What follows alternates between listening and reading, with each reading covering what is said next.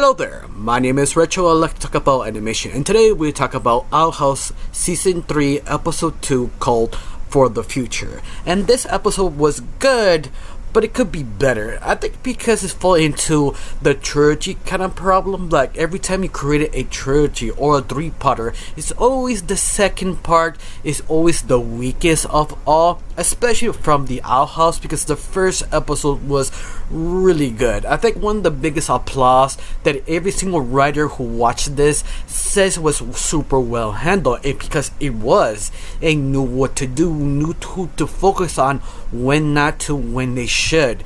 And that's sort of hard to beat of the second part, because the second part is sort of building up to the third part. So yeah, you don't have much to actually fully develop. Sometimes depends on the angle, but at the same time I can see you can actually fix this if you remove one specific character, Shimigami. That she is a good character, but her story is sort of, I feel they want her here just to stretch out the episode or fill all the empty space, but at the very end I don't think you needed her, and that's probably the only complaint I have.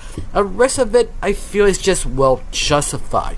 For example, the whole episode starts as Luz and her team fighting Ken back to the Boeing Isle, seeing everything change, and see what happened to King and the Collector, how King trying to entertain the Collector to not to hurt the people of the Boeing Isles, trying to make sense of everything to help him to understand the things he's doing is wrong. Especially you have a Bellows Luz again, find a new body and attempt to manipulate the Collector, and you see all this sort of plot threads sort of connected to the big reveal of the third part where it actually comes in, and that was pretty hype. I was super entertained. Of course, you do focus on the 5 characters this show really trying to focus on. The first one is Luz, the main leader of the whole group. That the whole deal with her is she wanted to be punished all her bad decisions. She was sort of bottling all her feelings. Even that the first episode of season 3 they deal with that, it almost felt they're sort of retreading, but at the same time doing a completely different angle, that she feels she needs to be punished. For that simple reason, her magical animal, who is an egg right now, couldn't fully awaken because Luz was sort of dying to herself. She wanted to be punished because she felt she wasn't punished. Till her mom saw this and started talking to her and telling her, you're human, especially a teenager. You're supposed to make mistakes who builds you who you are today. It's okay to make them because that's who you are. And that was sort of deep. I have to admit, that was pretty good. I think it was pretty well handled of all the other characters. Now the second character I want to talk about is Hunter. Hunter was sort of interesting because he was sort of angry, confused, frustrated that he couldn't do anything, especially have no magical powers, and once again used by Bellows. And you see that sort of frustration, want to do something without no magic. He wasn't sure how to fit in, and that's why you just sort of angry. You understood that pretty well. Till his friends told him, chill bro, we understand your situation.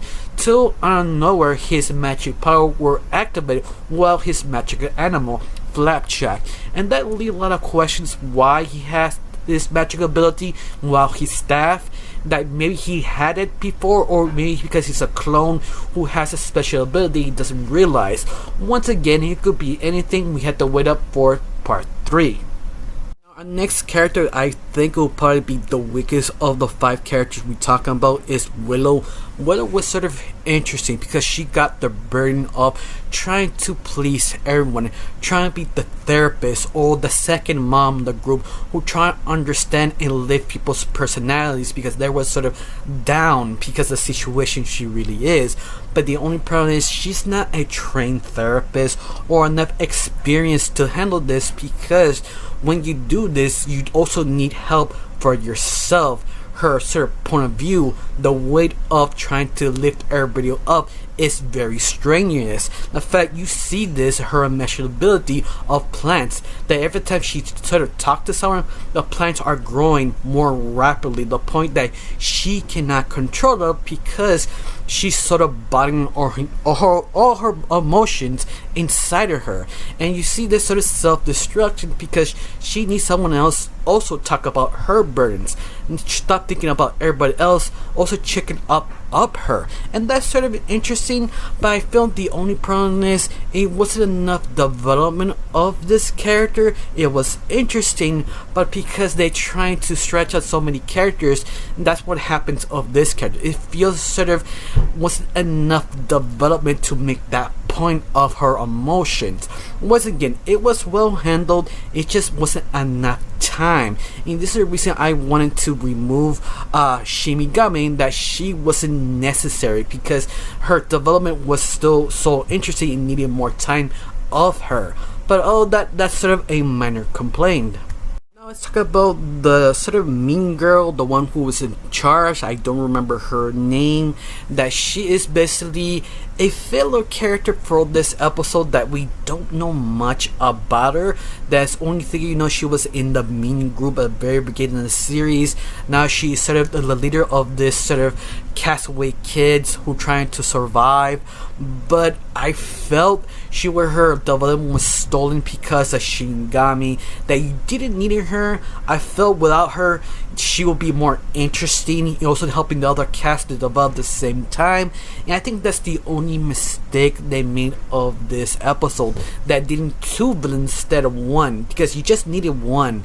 And I don't have much to say about her. I fear her development, her fear controlling her group, that sort of fear mongering, that she's so scared, she is sort of incompetent because of her own fear. You kind of obvious you let someone else who knows what they're doing, or at least have a competent doing their job.